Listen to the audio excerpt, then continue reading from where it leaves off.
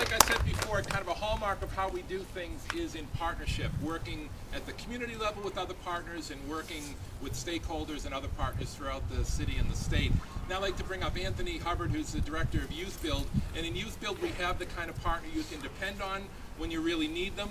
You can depend on them to stick with you through the kind of good times and the bad times. And this, getting this building developed in this economic climate, like I said, was quite the roller coaster. But this really is a testament to a strong partnership with a really capable and a great partner in YouthBuild. So, yeah.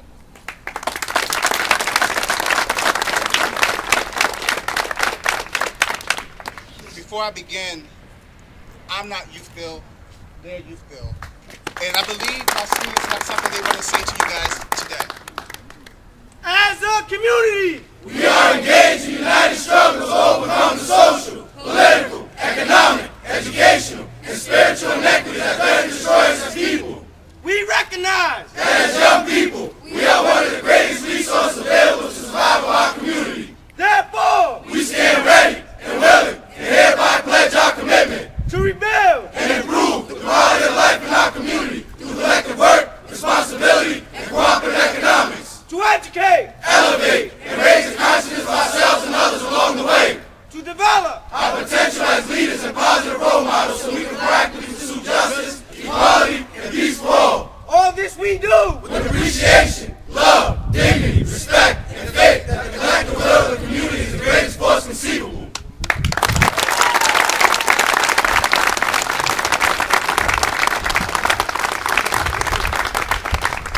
This is how we start our day every day at YouthBuild.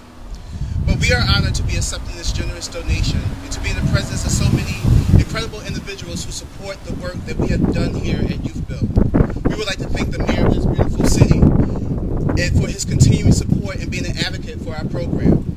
And we'd like to also thank the Rhode Island Associated General Contractors for their donation of $250,000 for the completion of this construction as well. In addition,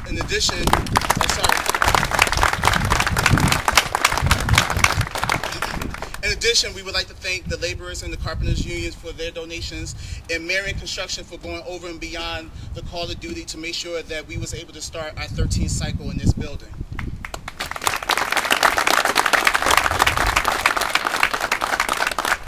Through this support, we now call the Polish home our new home.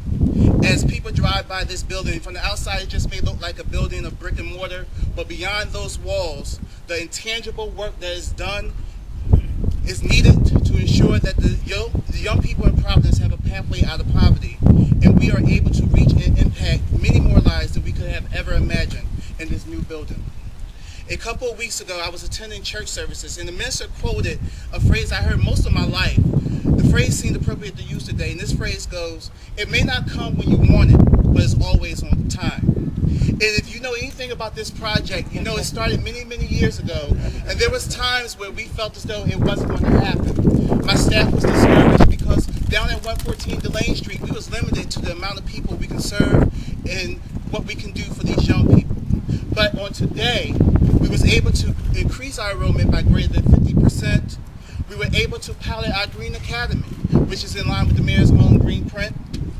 Through this academy, we will produce a labor force that is trained in green technologies who is willing and able to jump into the emerging green market. So this building is a lot more to us than just a new home. And most of these, this donation allows YouthBuild Providence and Onlyville Housing to solidify its partnership and shared mission in being committed to creating low-income housing in the Onlyville section of Providence. This year, we will tackle two issues by taking the foreclosed property on Hyatt Street and retrofitting it to be a more sustainable housing unit within the affordable price range. So thank you to the mayor for advocating for these recovery funds on our behalf, and the return on the investment is immeasurable for the lives it would touch. And on behalf of the young people standing behind me representing the 13th and largest class of YouthBuild Providence, I thank you for paving a brighter, greener future for them and their families.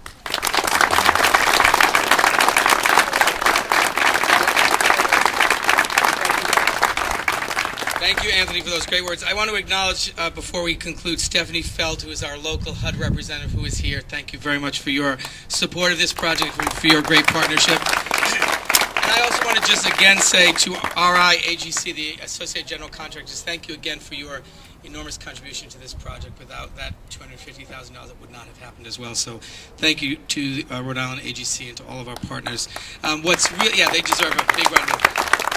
What's incredible about this investment of the recovery funds is it not only contributed to important job training and important investments in YouthBuild, but it left behind this great building, which will, for many, many years, contribute to the vitality of this neighborhood. So this is exactly, I think, what our president spoke about when he talked about helping to get America back to work and to help rebuilding the neighborhoods of our cities all across this country. So with that, I invite you now all to come in and see the beautiful building.